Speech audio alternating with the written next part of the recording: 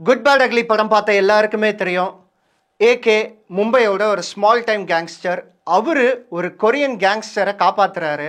அதுக்கப்புறம் கொரியாலேருந்து ஒரு ஃபோன் வருது, தம்பி இங்கே வாங்க, உங்களை நாங்கள் மீட் பண்ணோம், நீங்கள் எங்கள் டீமில் சேர்ந்துக்கங்க அப்படின்ற மாதிரி கூப்பிடுறாரு. அந்த டான் யாருன்னு போய் பார்த்தா டான்லி. ஏகேங்கிற கேங்ஸ்டர் பற்றி தெரிஞ்சுக்கணும் அப்படின்னா நீங்கள் போய் குட் பேட் அக்லி பாருங்க. டான்லிங்கிற கேங்ஸ்டர் பற்றி தெரிஞ்சுக்கணும்னா இப்போ நான் சொல்ல போகிற படத்தை பாருங்க. இந்த படத்தோட பேரு த கேங்ஸ்டர், த காப், த டெவில். 2019 வந்த படம். ஸோ இந்த படத்தை பற்றி இன்னைக்கு ஃபுல்லாக நம்ம பிரேக் டவுன் பண்ணி பார்க்க போகிறோம். வெல்கம் டு போகன்ஸ் பிளைண்ட் டேட். நான் உங்கள் தேவா.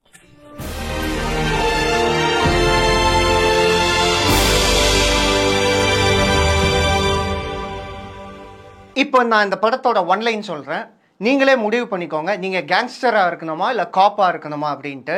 ஏன்னா கண்டிப்பாக யாருமே டெவிலாக இருக்க மாட்டீங்கன்னு விரும்புகிறேன். சீன் ஓப்பன் பண்ணோன்னே ஒரு சைக்கோ ஒரு காரில் இருக்கான். அவனுக்கு வந்து கில்லிங் வந்து ஒரு ஹாபி. அவனுக்கு பெருசாக காரணம்லாம் கிடையாது கொல்றதுக்கு. ஹைவேல தனியாக போகிற காரை பின்னாடி இடித்து ஒரு சீன் கிரியேட் பண்ணி வெளில கொண்டு வந்து அவங்கள கத்தியால் சரமரியாக குத்தி கொல்லுவான். இதுதான் அவன். இப்படி இருக்கும்போது பேரலா ஒரு காப் வந்து இந்த கேஸை வந்து இன்வெஸ்டிகேட் பண்றாரு. இது வந்து முதல் கொலை அல்ல, இதுக்கு முன்னாடி 2-3 கேஸ் இதே மாதிரி இதே சினாரியோ. எப்படி இதை கண்டுபிடிப்பாங்க அப்படின்னா, அந்த கேஸ்ல இருக்க ஆக்சிடென்ட் ஆன வெஹிக்கிள் வச்சு இதே மாதிரி பின்னாடி இடிச்சு சீன் கிரியேட் பண்ணி அவன் கொலை பண்றான் அப்படிங்கிறத காப் வந்து இன்வெஸ்டிகேட் பண்ணிட்டே இருப்பாரு. பேரலா ஒரு மிகப்பெரிய கேங்ஸ்டர்னா சாதாரணமா இல்ல, அவர் ஆளுமே கட்டுமஸ்தா இருப்பாரு. அதே நேரத்துல சிட்டியோட மொத்த கிரைம் ஆக்டிவிட்டிஸும் அவர் கையில வச்சிருக்காரு. இப்படி இருக்கவரு அந்த கவர்மெண்ட்டுக்கும் போலீஸ்க்கும் லஞ்சம் கொடுத்து கரெக்ட் பண்ணி வச்சிருக்காரு. அதனால இந்த காப்புக்கும் இந்த கேங்ஸ்டருக்கும் ஆகாது. இது ஏன் இப்ப சொல்றேன் அப்படின்னா, இது படத்தோட ஒரு மிகப்பெரிய ஒரு ட்விஸ்ட்னே சொல்லலாம். இப்போ இந்த கேங்ஸ்டர் என்ன பண்றாரு அப்படின்னா, ஒரு முக்கியமான டீல் போய் பேசிட்டு அங்க வந்து ஒரு சின்ன குளறுபடி ஆகுது. அதனால அப்செட்டா வெளியில வந்து தனியா கார் எடுத்துட்டு போறாரு. அப்படி போகும்போது ஹைவேல இந்த சைக்கோ இருக்கான். இவன் கேங்ஸ்டர் அப்படின்னு தெரியாம போய் மோதிடுறான். அதே மாதிரி சீன் கிரியேட் பண்றான். வெளியில வராரு கேங்ஸ்டரு, கத்தியை வச்சு குத்துறான். கத்தி இறங்காது, ஏன்னா அவரோட உடம்பு வந்து அவ்வளோ கின்னுன்னு இருக்கும். கேங்ஸ்டரும் விட்டு ஏத்துவாரு. அவன் வந்து முடிஞ்சு நம்ம மாட்டினா அவ்வளவுதான், இந்த கேங்ஸ்டர் நம்மள கொன்னு போட்டுரும் அப்படின்னு தெரிஞ்சு கஷ்டப்பட்டு தப்பிச்சு காரை வச்சு ஏத்திடுவான் அந்த கேங்ஸ்டரை. அதுக்கப்புறம் கேங்ஸ்டர் வந்து உயிருக்கு போராடுற நிலைமையில அதுக்கப்புறம் ஓரளவு தப்பிச்சிருவாரு. ஆல்ரெடி இந்த போலீஸுக்கும் இந்த கேங்ஸ்டரும் ஆகாதுல, யாரா அவன் மதுரையிலே முத்துப்பாண்டி அடிச்சது அப்படிங்கிற மாதிரி இந்த போலீஸ் வந்து கிண்டல் பண்ணுவாரு இந்த கேங்ஸ்டரை. இப்போ கூட ஒன்றும் பிரச்சனை இல்லை, நீ வந்து கம்ப்ளைண்ட் கொடு, ஏன்னா இந்த சீரியல் கில்லிங்ல நீ ஒருத்தன் தான் உயிரோட இருக்க, நீ கம்ப்ளைண்ட் கொடுத்தீங்கன்னா அதை வச்சு ஆதாரமா நான் லீகலா ஆக்ஷன் எடுப்பேன் அப்படிங்கிறான் போலீஸ். கேங்ஸ்டர் என்ன குத்தனவனை நான் தான் கொல்லுவேன், அவனை தேடி பிடிச்சி அவன் கழுத்து எடுத்து போடாம விட மாட்டான் அப்படின்னு கேங்ஸ்டர் ஒரு பக்கம். இப்போ இந்த கில்லர் நடுவுல லா பிரகாரம் அவனுக்கு தண்டனை கிடைக்குமா இல்ல கில்லர் அவனை தேடி கண்டுபிடிச்சு கொல்லுவாரா அப்படிங்கிறது தான் கதை. படத்தோட கேரக்டர்ஸ் எல்லாமே பாத்தீங்கன்னா சைக்கலாஜிக்கலா நல்லா பிளே பண்ணிப்பாங்க ஒருத்தருக்கு ஒருத்தர். ஏன்னா இப்ப பாத்தீங்கன்னா இந்த டான்லி இருக்கார்ல, அவரு வந்து ஒரு கேங்ஸ்டர்னா எப்பவுமே செல்ஃபிஷா இருப்பாங்க. அவங்க எம்பையர் பெருசா இருக்கணும், அவங்க தான் எப்பவுமே கெத்தா இருக்கணும் அப்படின்னு நினைப்பாங்க. ஆனா அதே நேரத்துல இவருக்கு அடிப்பட்ட பின்னாடி அந்த சைக்கோ கண்டுபிடிக்கிற அந்த ப்ராசஸ்ல நிறைய இழப்புகள் ஏற்படும். பேரலா அவர் செல்ஃபிஷா இருக்க பர்சன் அதுக்கப்புறம் அதை பர்சனலா எடுத்து எப்படியாச்சும் அந்த சைக்கோவை பிடிச்சு கொள்ளணும் அப்படின்னு வெறித்தனமா இவர் தேடிட்டு இருக்க இந்த நேரத்துல இந்த போலீஸ் பாத்தீங்கன்னா நீதி நேர்மை நியாயம் அப்படின்றத நினைக்கிற ஒருத்தர். அதே நேரத்துல இந்த கேங்ஸ்டரை நம்ம கூட சேர்த்துக்கிட்டா நமக்கு தான் பிளஸ் அப்படின்னு யோசிக்கிறாரு. ஏன்னா இந்த சைக்கோ கில்லிங் கேஸ்ல போலீஸ் வந்து அவருக்கு பெருசா சப்போர்ட் பண்ணாது. எப்போ போய் சொன்னாலும் நீ இப்படிதான் ஏதாவது கதை சொல்லிட்டே இருப்ப, இது வந்து ஒரு சாதாரண திருட்டு கேஸ் அப்படின்னு இவரையே தான் ரொம்ப கிண்டல் பண்ணிட்டே இருப்பாங்க. பட் இந்த கேங்ஸ்டர் வந்து ஓரளவு அந்த கில்லரை கண்டுபிடிக்கணும் அப்படிங்கிற வெறியில இருக்கிறதுனால எப்படியாச்சும் இவன் பக்கம் இழுத்துக்கணும் அப்படிங்கிற ஒரு ஃபவுல் பிளே தான். என்னதான் நீதி நேர்மை நியாயம்னு போலீஸ் பேசினாலும் இங்க வந்து ஒரு சின்ன ஃபவுல் பிளே தான் பண்றாரு. கேங்ஸ்டர் கூட சேர்ந்து அந்த கில்லரை கண்டுபிடிக்கணும் அப்படின்ட்டு. பேரலா அந்த கில்லர் பார்த்தீங்கன்னா அது வரைக்கும் ஜாலியாக கொலை பண்ணின்னு இருப்பான். இந்த கேங்ஸ்டரை தொட்ட பின்னாடி அவனோட லைஃப் வந்து ரொம்ப மிசரபிளாக ஆகும். அதுக்கப்புறம் அவன் அது வரைக்கும் கான்ஃபிடென்ட்டாக இருப்பான். குறிப்பாக அந்த கான்ஃபிடென்ட்னு சொல்ல வந்தேன் பார்த்தீங்களா, கில்லர் பயங்கர கான்ஃபிடென்ட்டாக இருப்பான். அப்பாடா நம்ம எப்படியாச்சும் தப்பிச்சிட்டோம் அப்படின்ட்டு.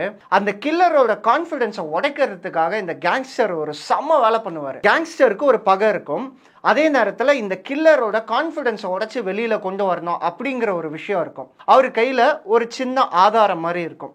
இதை வச்சு ரெண்டுத்தையும் ஒரே டைம்ல முடிச்சு விடுவாரு. அந்த மைண்ட் டிஸ்டர்ப் ஆகி கில்லர் வெளியில வருவான்.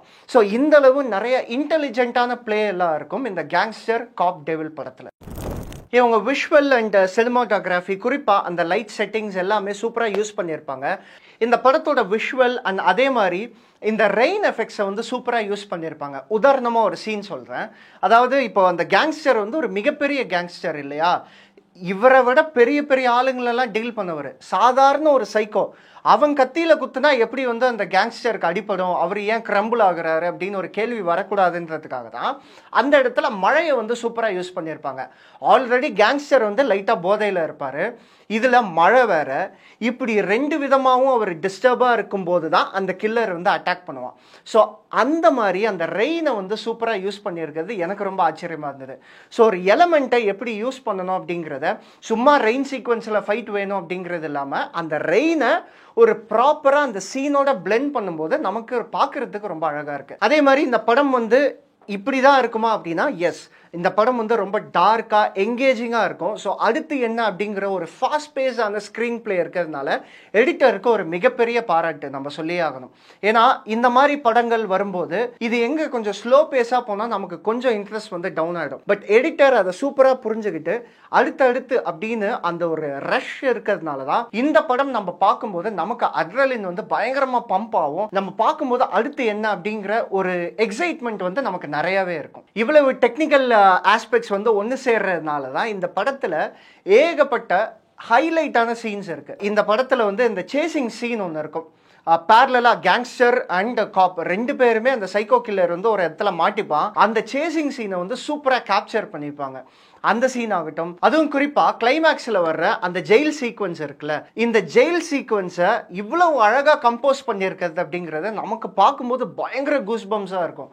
ஆக்சுவலாக இந்த ஜெயில் சீக்வன்ஸை லைட்டாக ஆதிக்கு வந்து குட் பேட் அக்லியில் அப்படியே உருவிருப்பார்.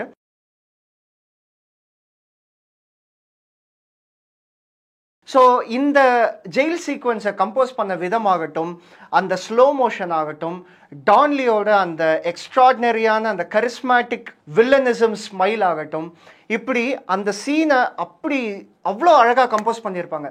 இந்த சீனை வந்து நீங்கள் நிறையா ரீல்ஸில் பார்த்துருப்பீங்க. ஸோ இந்த படத்தோட மிகப்பெரிய ஹைலைட் சீனாக நான் அந்த சீன் போவேன். ஸோ நீங்கள் படம் பார்க்கும்போது இந்த சீன் உங்களுக்கு எவ்வளோ இம்பேக்டாக இருக்குது அப்படிங்கிறத கமெண்ட்டில் சொல்லுங்கள். இந்த படத்தை நான் ஏன் பார்க்கணும் அப்படின்னு நீங்கள் கேட்குறீங்க அப்படின்னா, நீங்கள் ஒரு ஏகே ஃபேன், இப்போ தான் குட் பேட் அக்லி பார்த்துட்டு வந்திருக்கீங்க.